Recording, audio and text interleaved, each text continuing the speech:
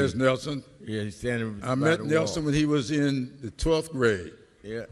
He wanted to go to college, and I didn't meet him. I just met his name. His counselor came to me and said, I got a young man that needs to go to college.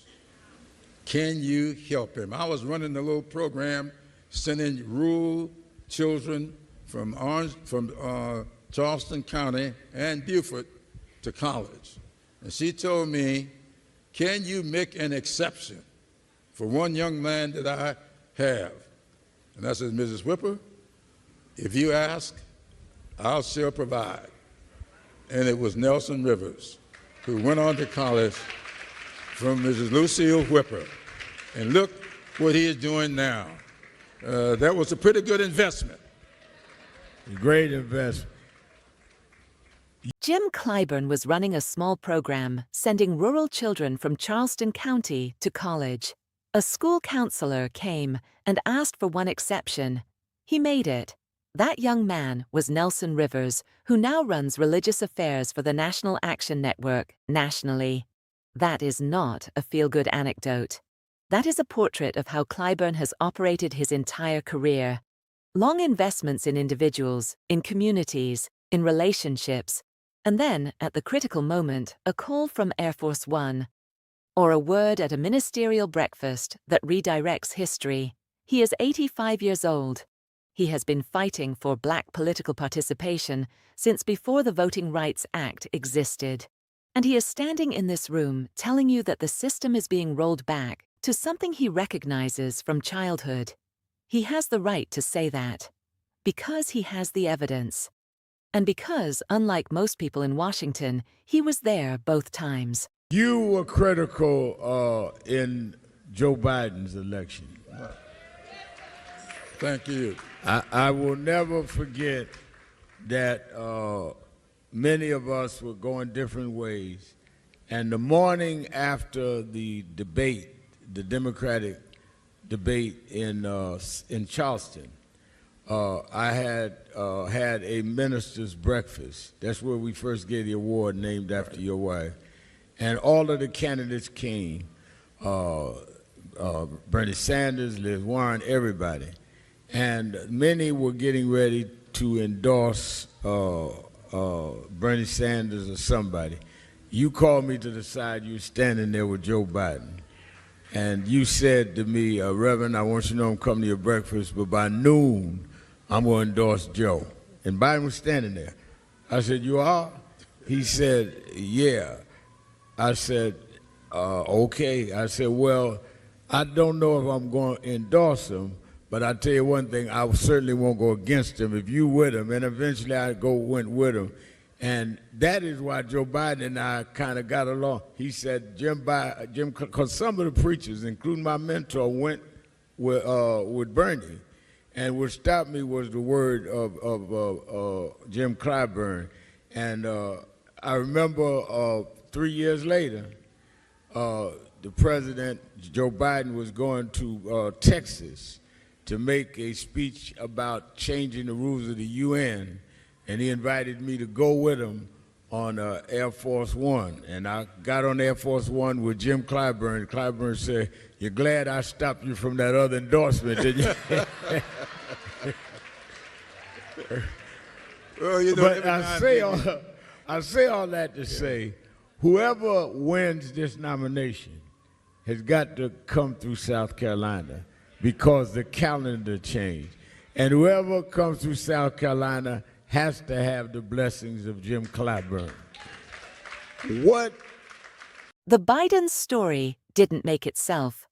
It was built from three things: Clyburn's 30-year track record in South Carolina, the trust of a room full of black pastors who had watched him operate, and a single conversation at a ministerial breakfast that changed how several key people in that room were going to spend the next 72 hours.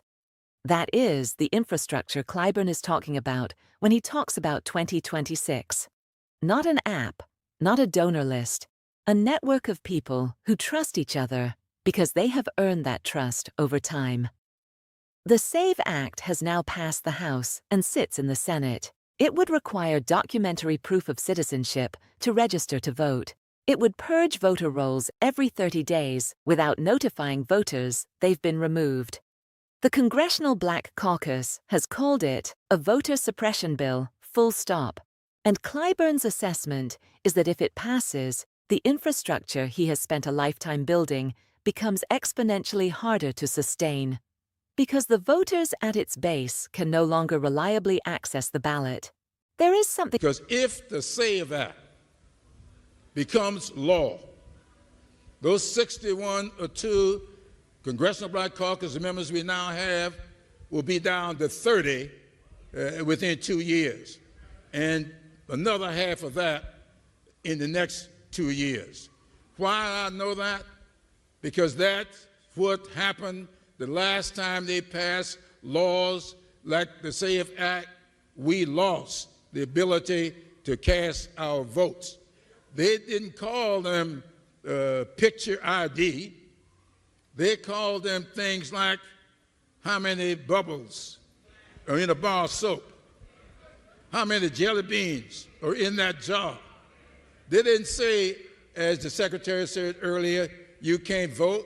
They just made it near impossible for you to get registered to vote. Specific about watching a man who survived the original version of a thing name its reproduction. Clyburn doesn't raise his voice doing it. He doesn't need to. He just says they didn't call it voter suppression. They called it how many jelly beans are in that jar. He was born in Sumter, South Carolina in 1940. He was in his 20s when the Voting Rights Act passed.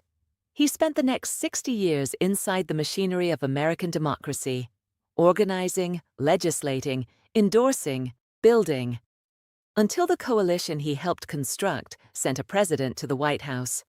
Now he is watching the documentation requirements, the purge cycles, and the redistricting maps and saying, I have seen this architecture before. I know where it leads, and I know how long it takes to rebuild what it destroys. He is running for his 18th term at 85 because he decided this is not the moment to step back. The Republicans trying to redraw his district right now, with White House backing, understand what they're doing. The question is whether the Democrats watching him speak in that room understand it with equal clarity. The man in that clip has outlasted every political opponent who underestimated him. He has And that's what is taking place today. And I want to see the candidates focus on 2026. What are we going to do to hold on to that vote? What are we going to do to make health care accessible and affordable, housing accessible and affordable, education accessible and affordable, energy? I want to see our candidates who want to be carry the mantle in 2028 come forward now. Lay out your proposals. Let us get attached to your platforms this year so that we can have a successful off-year election. Because if we do not win these off-year elections this year, there ain't going to be no election in 2028.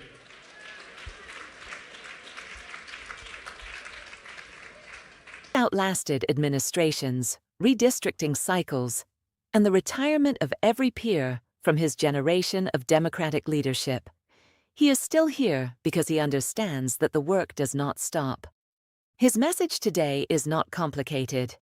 If the SAVE Act passes and the Voting Rights Act is further gutted by the Supreme Court, two things currently in motion: the Congressional Black Caucus contracts from 61 to 30 to 15. The presidential coalition that won 2020 loses its structural foundation, and the 2028 candidates who are already positioning themselves will be fighting over an electorate that has been systematically reduced while they were busy announcing exploratory committees. Clyburn is not asking for optimism. He is not asking for inspiration. He is asking for engagement, specific, measurable, 2026-focused engagement on voting rights, on healthcare, on housing, on energy costs. The candidates who show up for those fights earn the network he has built. The ones who don't will learn what it costs to run without it.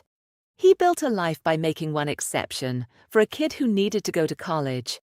The question now is whether the Democratic Party is willing to make the same kind of long-term, unglamorous investment in the infrastructure of democracy that he has made for 8 decades. If not, the consequences won't be slow in arriving. Subscribe. Share this. The conversation Clyburn started in that room deserves to travel much further.